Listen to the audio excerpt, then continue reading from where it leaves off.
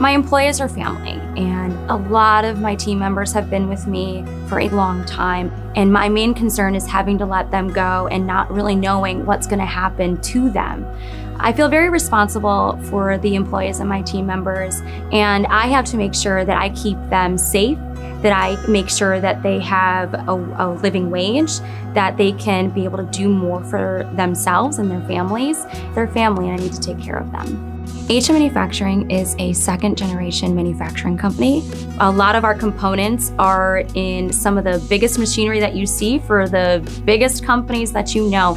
And if we're not here, it's going to hurt the supply chain drastically. My father started the business in 1979. And of course, we would love to see it go to the third, fourth, fifth generation if possible.